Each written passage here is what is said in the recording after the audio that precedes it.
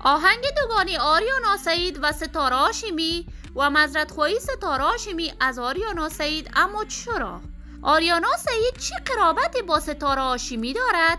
آیا ستاره هاشمی دوست آریانا سعید است یا دشمنش؟ من در این ویدیو پیرامون حقایق همین ماجرا خواهم پرداخت. پس در ادامه با کانال دنیا اینفو باشید.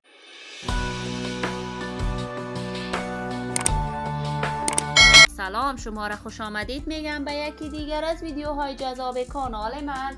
برای عضو شدن با کانال دنیا اینفو علامت سابسکرایب را فشار بدید تا از ویدیوهای دیگر کانال من هم بیخبر نمانید. ستاره هاشمی هنرمند کاملا جوان، ناماشنا و محبوب که این روزها نامش در میان هنرمندان جوان چنان گل کرده است که حتی حد و مرز میان مردم افغانستان و تاجیکستان عبور کرده است.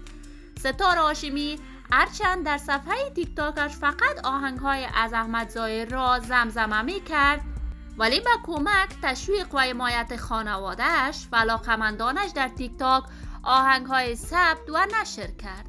کنسرت‌های ستاره هاشمی در بزرگترین برنامه موسیقی در افغانستان چنان گل کرد تا اکنون بیشتر علاقه‌مندان ستاره هاشمی از تاجیکستان می باشد. ستاره هاشمی سرودن آهنگهای محلی با مهراج وفا را چنان با استعداد اجرا کرد که اکنون سرودن آهنگهای محلی هم نام بالایی دارد.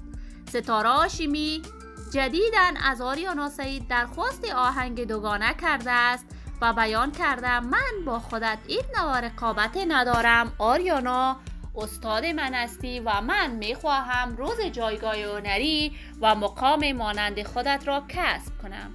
آریانا سعید بعد از ارتباط برقرار کردن با ستاره هاشمی قرار گذاشته تا در تاجیکستان آهنگ دوگانه عاشق ثبت کند. این خبر نشر شده در صفحات مجازی چنان بازتاب خوبی داشته است. آریانا سعید مورد حمایت و تشویق فراوان دوستداران و علاقه‌مندانش قرار گرفته است. ما هم منتظر نشر این آهنگ دوگانه آریانا سعید و ستاره هاشمی خواهیم بود. شما هم نظریاتتان را در بخش کامنت با من شریک بسازید. این ویدیو را با علاقه‌مندان و دوستداران ستاره هاشمی و آریانا سعید به اشتراک بگذارید. اگر تا هنوز عضو کانال من نشدید پس برای حمایت از خواهرتان علامت سابسکرایب را فشار دهید. ویدیوهای من را لایک نموده و با دوستانتان به اشتراک بگذارید. سلامتی شما نازنینان آرزوی من است. تا درودی دیگر، بدرود.